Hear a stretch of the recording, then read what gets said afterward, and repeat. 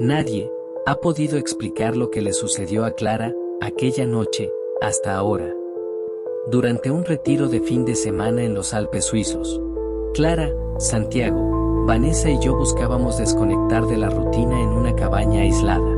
Al principio, todo parecía normal, pero pronto descubrimos que algo oscuro nos acechaba en ese retiro. Buscábamos algo más que una simple desconexión, algo que nos hiciera sentir vivos, sin saber que lo que estábamos a punto de descubrir cambiaría nuestras vidas, para siempre. Fue en el fondo de un armario polvoriento donde lo encontramos, un juego de mesa. La caja estaba desgastada, pero las instrucciones aún eran legibles. Cada jugador debía lanzar el dado, mover su ficha y sacar una carta de desafío. Según la descripción, era un juego de pruebas y resistencia, donde los jugadores debían seguir las instrucciones de cada carta hasta que alguien lograra llegar al final del tablero. Al principio, parecía un juego común. Los desafíos en las cartas eran extraños, pero inofensivos. Mantén los ojos cerrados por 1 minuto.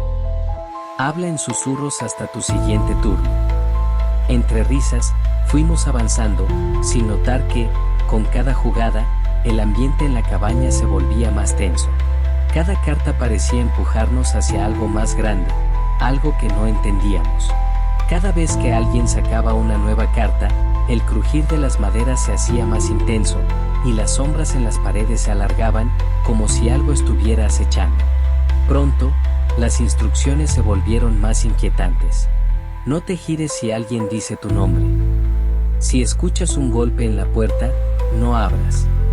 Al principio, las tomábamos como bromas, pero la incomodidad comenzó a instalarse en nosotros. Fue entonces cuando comenzaron a suceder cosas extrañas.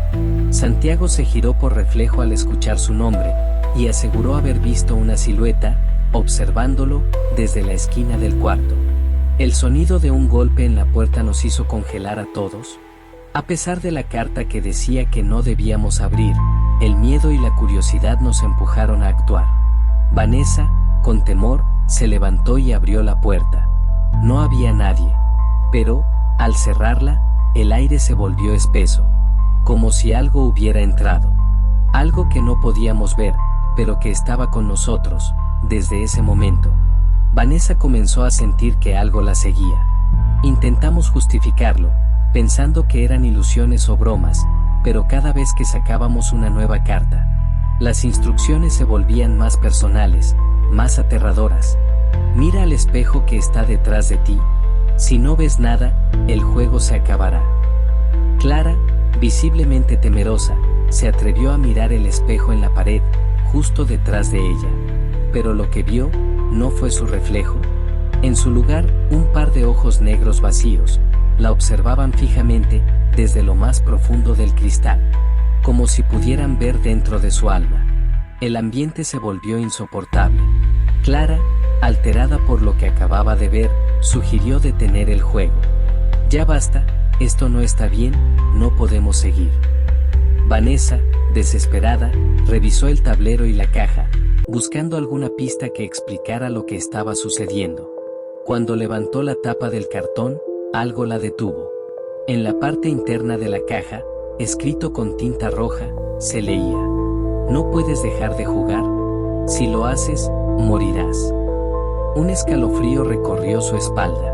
En ese momento, Clara, con el rostro pálido, se levantó decidida. No voy a seguir con esto. Ya basta. Me voy. Empujó el juego con la mano, pero antes de que pudiera dar un paso, una sombra se materializó frente a ella. Oscura, amorfa. Se extendía con cada respiración. Clara se quedó paralizada, mirando, como si intentara comprender lo que estaba sucediendo.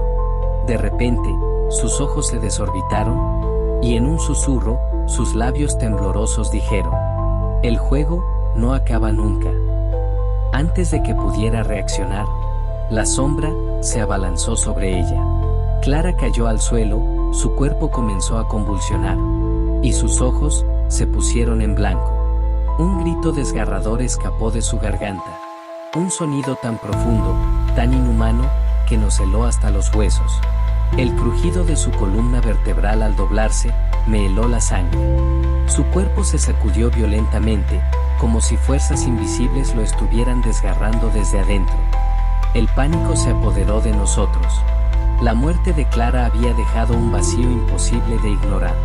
Sentíamos su presencia en la cabaña, como si la madera misma recordara su caída. La primera ronda había terminado, pero el juego continuaba. El reloj en la pared, que jamás habíamos notado antes, marcaba la medianoche con un tic-tac hueco, enfermizo. La temperatura descendió bruscamente.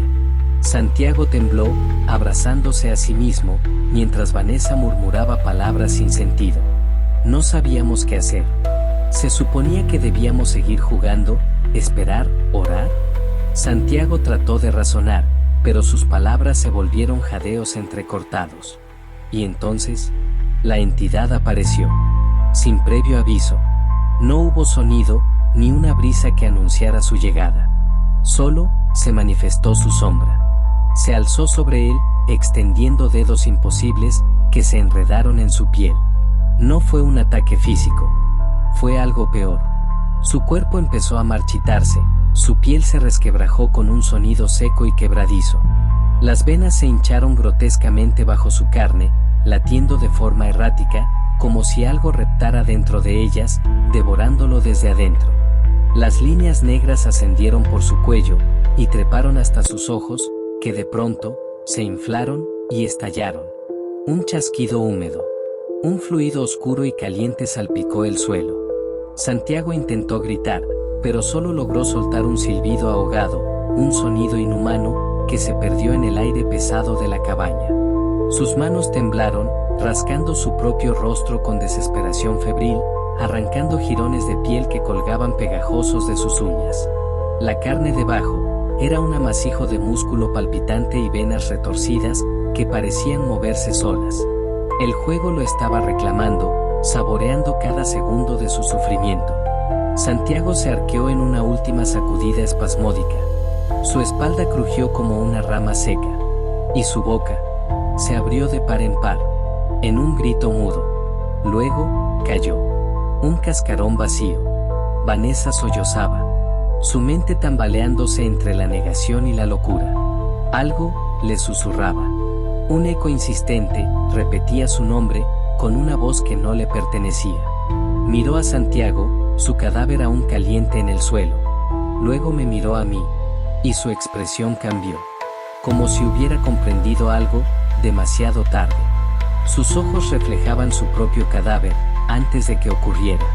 Se levantó tambaleándose, pero el aire a su alrededor se volvió denso, irrespirable.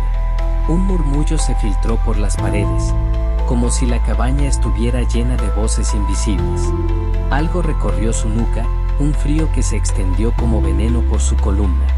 Cayó de rodillas, sus manos en la cabeza, tratando de arrancarse la voz que murmuraba dentro de su cráneo.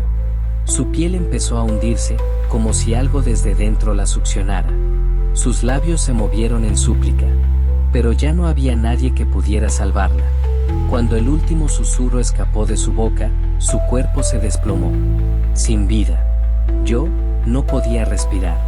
El horror era demasiado grande, no solo por ver morir a mis amigos, sino porque entendí que no había forma de ganar. El juego era una trampa sin final, un pozo sin fondo que devoraba a quien entrara. La cabaña comenzó a cambiar. Las paredes se alargaban. Las sombras danzaban, como si se burlaran de mí. Intenté huir, pero el pasillo se estiraba interminablemente.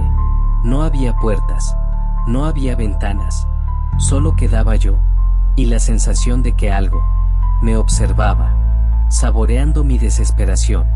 Mi mente se fragmentó. La escena de la muerte de mis amigos se repetía una y otra vez. Sus cuerpos caían, sus gritos se deformaban en un eco distorsionado. No estaba solo. Algo se arrastró detrás de mí. Su aliento helado quemó mi cuello. No intenté correr. Sabía que el juego no permitía escapatoria. Sentí un tirón en mi pecho. Mi cuerpo dejó de pertenecerme.